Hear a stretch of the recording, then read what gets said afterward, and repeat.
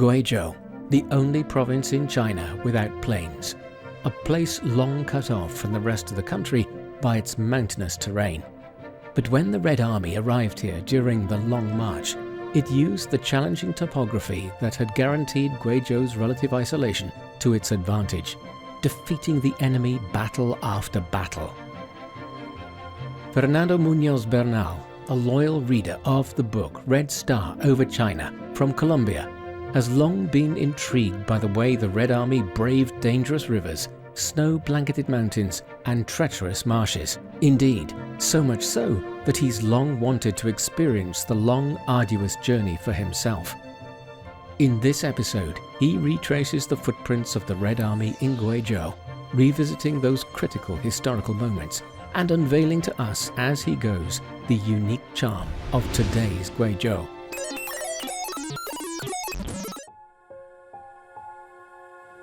Between September and December 1934, the Red Army passed through the southeastern part of Guizhou. It was in Hekou Township by the Qingshui River that the Red Army fought its fiercest battle since entering Guizhou. It was December 21st, 1934, when Mao Zedong and his Red Army crossed the bridge into the village called Yaoguang. It was 5 days until Mao's 41st birthday. It is said that the house where he stayed one night is still well preserved.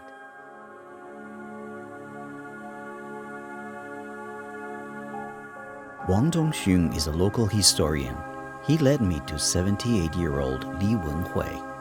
It was Li Wenhui's very own grandfather who received Mao Zedong here. 你好，你好，很高兴认识你。毛泽东长征经过瑶光的时候，就住在这个房子里面。这就是毛泽东当时住的房间。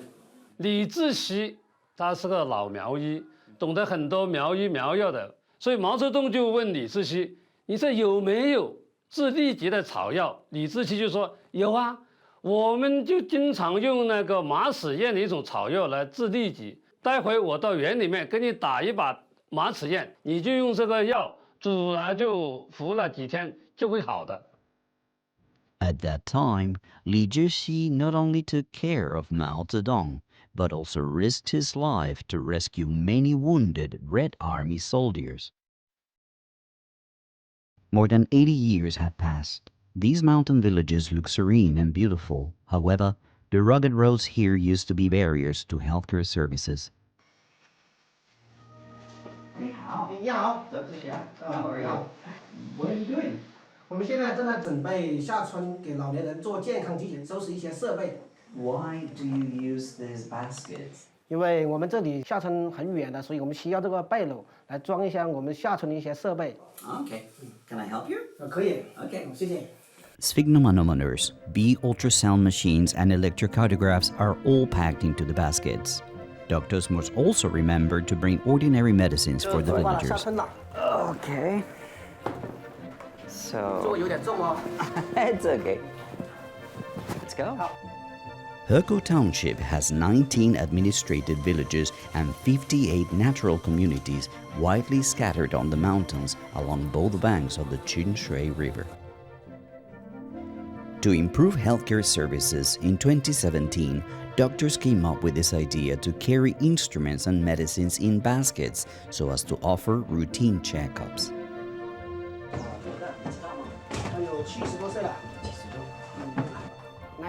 Every year, local doctors conduct regular visits offering free health checkups and providing medicines for senior villagers over 65 years old and patients with chronic diseases. The basket method saves time for the doctors and guarantees health care for the villagers. 88-year-old Mr. Jiang has suffered from high blood pressure for many years. Despite medication, it is getting worse recently. In the past, such a difficult case would see the patient traveling almost 100 kilometers to city hospitals.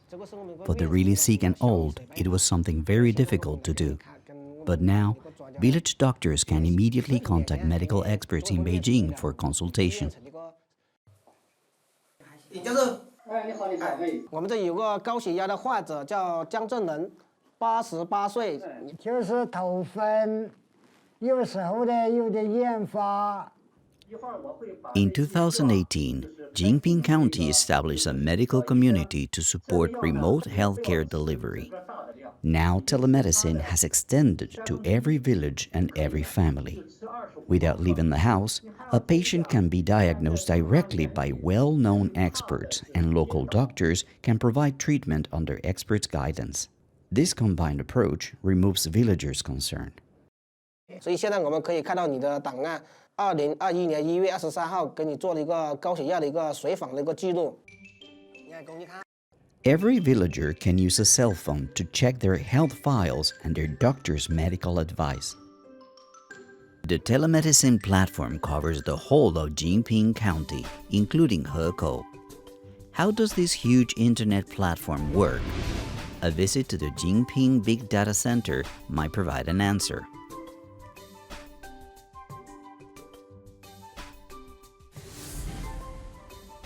其实这个屏幕上呢，所显示的这个患者的信息，就是您之前在我们瑶光村看到的那位江正伦老人。我看到了，对，是老人的 APP。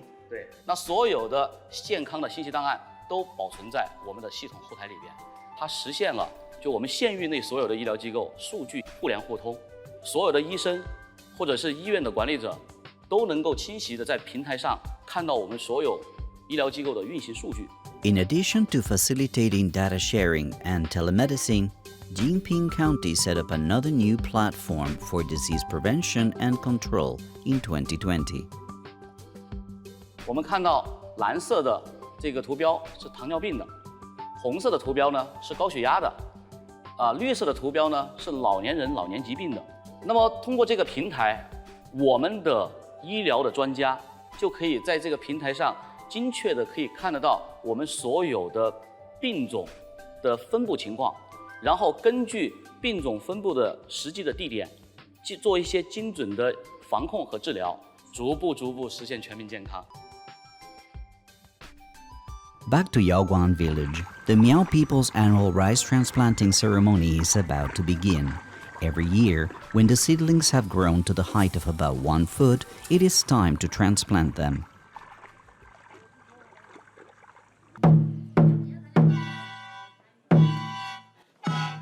As a reward for hard work, the villagers set up the long table banquet, essential in all local festivals and celebrations. In Miao villages, drinking and dancing are an indispensable part of life. In such remote mountainous areas, people continue to maintain their traditional culture and simple lifestyle while enjoying the convenient services of big data and the internet. Here, tradition and modernity live side by side, hand in hand. I was most amazed by the telemedicine and the pioneer doctors that take health to all the remote areas in these mountains. I want to welcome every one of these people with very kind hearts who opened the doors and welcomed me to this town. Also, I want to wish them the best harvest this year. My heart stays with them. In January 1935, 3 months into the Long March, the Red Army arrived in the city of Zhongyi, which is located in the northern part of Guizhou. Today, this city is known for a critical meeting held here that marked a turning point for the CPC and the Chinese Revolution, transforming failure and retreat into victory. I met with an expert on this bridge. It is called Yinhong Bridge, which means welcoming the Red Army. More than 80 years ago, the Red Army entered Zhongyi via this bridge. Kong Xia's grandfather, Kong Xiangquan, was a Red Army soldier during the Long March. Wounded in a battle after Zhongyi Conference, he had to remain here for treatment. In 1955, he became the first curator of the Zhongyi Conference Memorial Hall. It was in this building that a 3-day secret meeting took place. 一共是20个人。毛主席呢，当时就坐在呢这个窗边的这个位置上。我们当时呢这个天气还比较冷，所以下面还有个炭盆给他们取暖、烤火。在1935年的1月15号到17号开了3天的会议。那么毛泽东同志呢，重新的进入了我们的中央的领导这个核心。Mao Zedong was a native of Hunan and according to Edgar Snow had a preference for chili. During the Long March, chili was more than just a spice that gave food a bit of zing. For the Red Army, it was an indispensable source of nutrition and a shield from the cold. Guizhou abounds with chili. It is an essential part of the Guizhou cuisine. I normally don't eat spicy food. Coming to this market will no doubt be a huge challenge for me. 尝一下。哎呀，尝一点点，不太辣的，不太辣。 I don't know what I've gotten myself into. 轻轻的尝一点。Gets a kick. After tasting the first sample, I felt confident. Chili wasn't so scary after all. I was about to be proved wrong. 不要尝了。小一点吧。这个很辣很辣。 Okay. 你敢尝吗 This is for you guys on TV.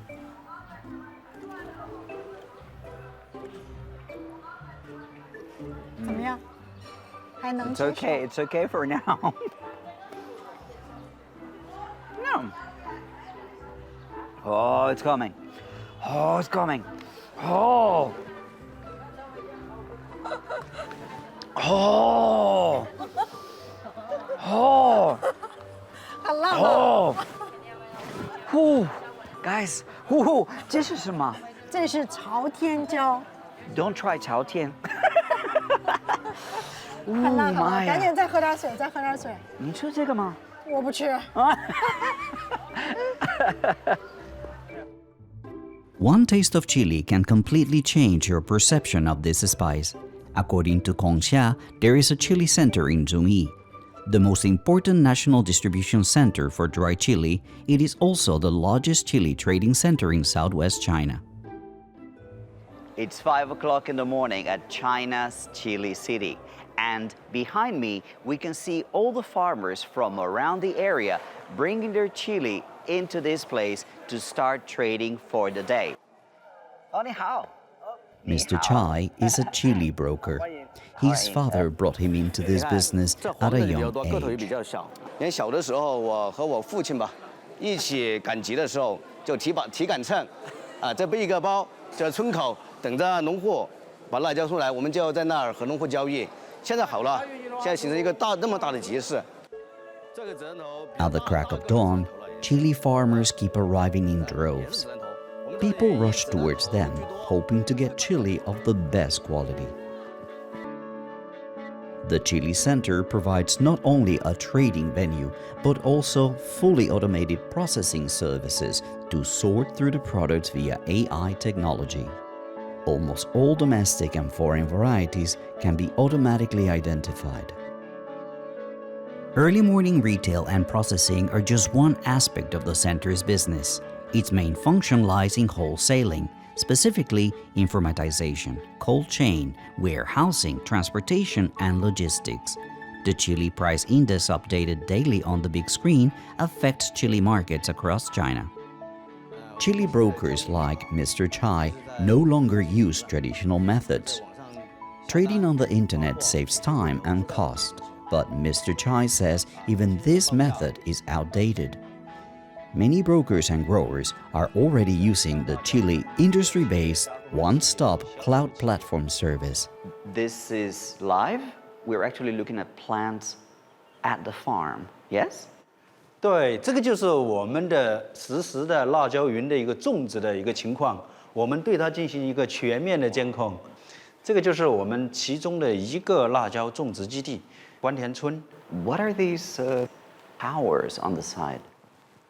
那个就是我们的云平台上一个重要的一个元件，就是我们的物联网技术。通过物联网的一个传感技术，不但对土壤的这个重金属土壤的这个指标进行监管，并且我们通过实时的图像对它进行监管。只要上面有病虫害或者田间管理有问题的，我们就可以马上对老百姓进行一个指导，改变我们传统的这种方式，让我们真真正正种的产品和我们市场需要的产品一个有效的对接。这个就是大数据云平台的一个很好的一个功能，这样就可以为我们全产业链进行一个服务和互动。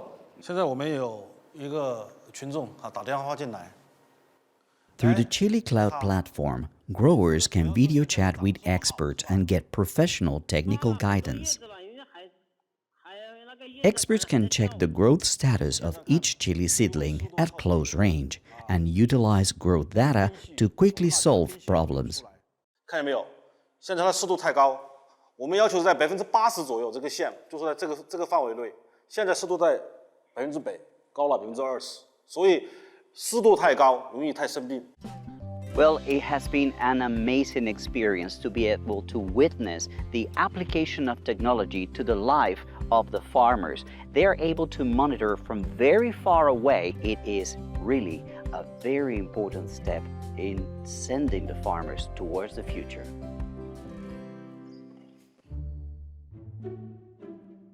Wujiang, the largest river in Guizhou, runs diagonally across the whole province. Zigzagging through the mountains, it is home to numerous dangerous rapids. When the Red Army marched into Guizhou, Wujiang provided a natural line of defense for the enemy. The Red Army feinted with an attack to attract the enemy while secretly crossing the river on bamboo rafts.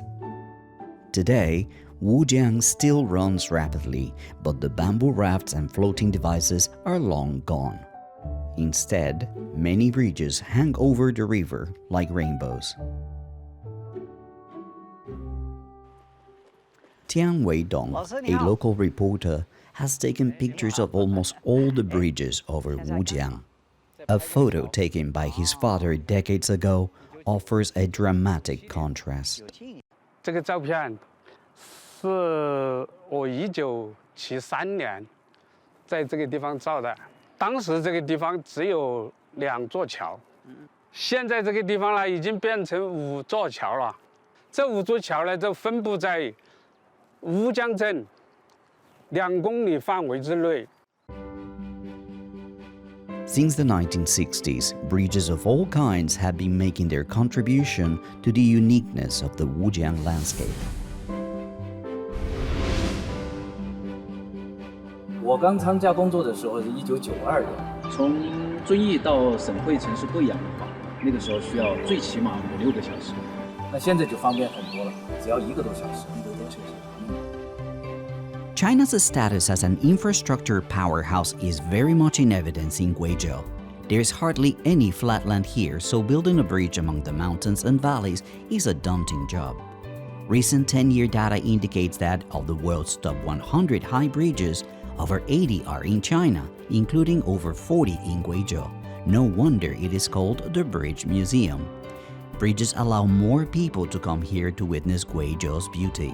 Residents here no longer face a treacherous long march like the soldiers of the Red Army did. They can easily leave the mountains to experience the richness of life.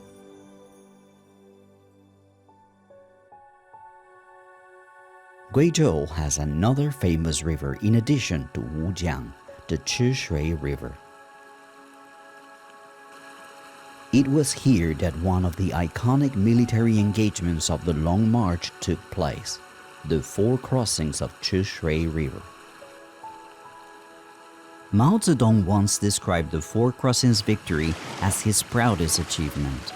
American journalist Harrison Salisbury regarded the Long March as an unparalleled act of collective courage, dedication, and hope, whilst the 4 crossings was the mark of genius. I met with Chen Yongkong, a local historian, in the ancient town of Tucheng, where a new day starts with a cup of aromatic tea.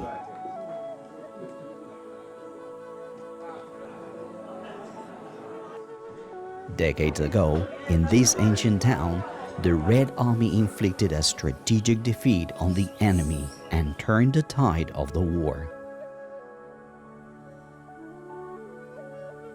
这个就是当初4度吃水1度的渡口，就在这个地方。毛泽东、周恩来、朱德他们都是从这个地方渡过赤水河的。遵义会议以后，毛泽东重返红军的领导岗位，亲自指挥中央红军在这条河上4次飞渡，在40万国民党重兵的围困中来回穿插，导演了这一场具有战略意义的战争奇迹。Chen Yunkun said, I have a chance to experience the thrill of the Red Army crossing the Chishui River for myself. As a new recruit, it is really exciting holding a gun for the first time. 中央红军决定放弃由赤水北上从泸州、宜宾渡过长江的计划，而改为即刻轻装西渡赤水河，摆脱国民党军对红军的包围态势。 The order was issued at 3 a.m., but a pontoon bridge had to be ready before dawn, an extremely challenging task as the Chishui River has steep banks, turbulent rapids, and a width of almost 150 meters. Local people provided much of the material needed for the bridge. In just 3 hours, the bridge, wide enough for 3 people to pass side by side, was miraculously completed. Covered by a detachment of Red Army soldiers, the main force successfully crossed the river in 3 columns.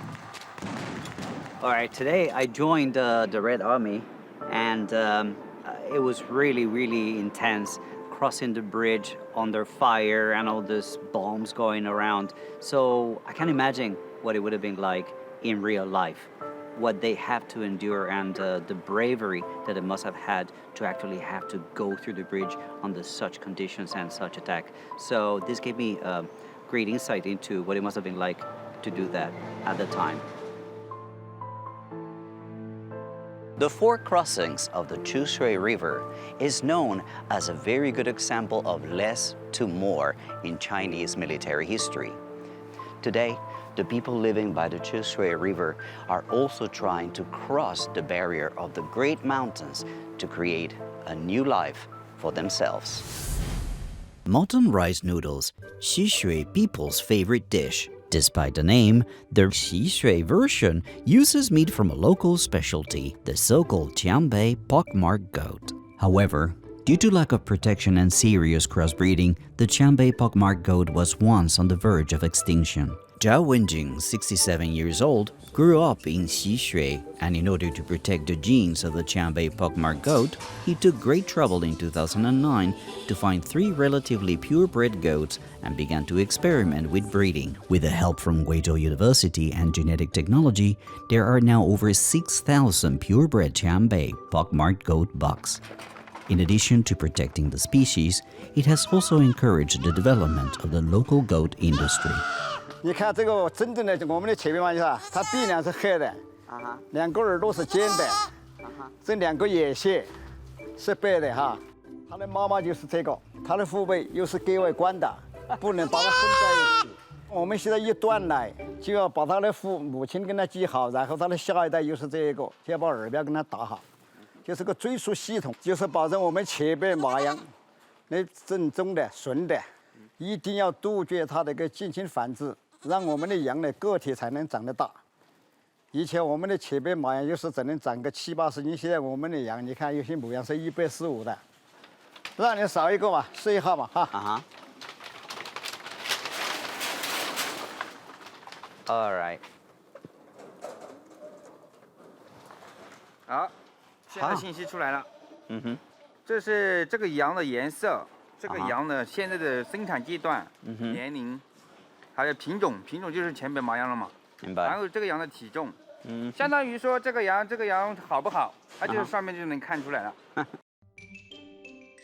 The Big Data family tree records the genealogy and growth file for each little goat. Its parents and grandparents are clearly listed. Through genetic technology and pedigree selection, the overall quality of the Qiangbei pockmarked goat population continues to improve.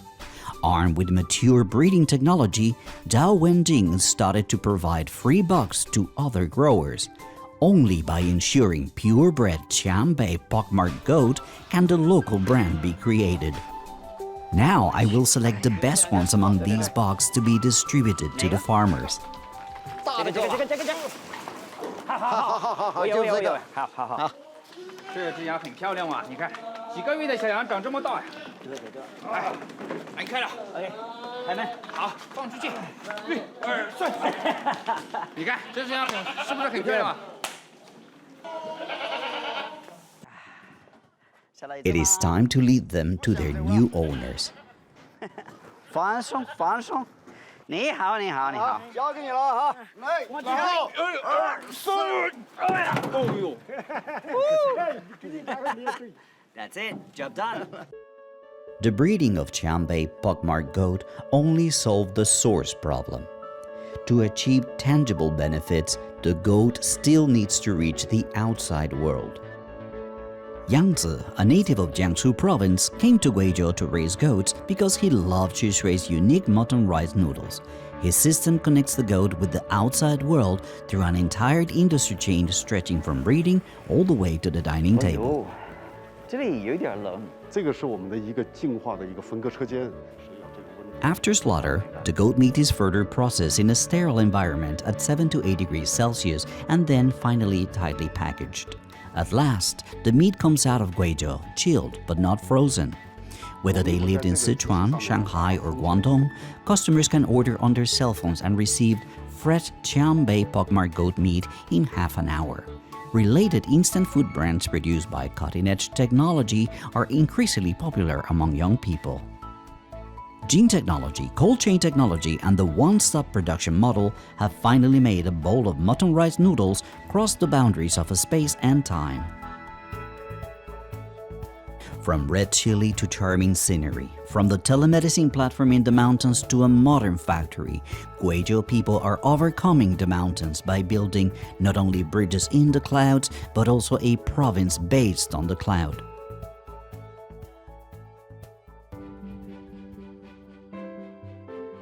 As China's first national-level Big Data Comprehensive Pilot Zone, Guizhou uses the Big Data Cloud platform to realize data sharing, open access and application, thus enhancing the government's digital management capabilities and promoting the integrated development of big data and governance, social services, rural revitalization and real economy.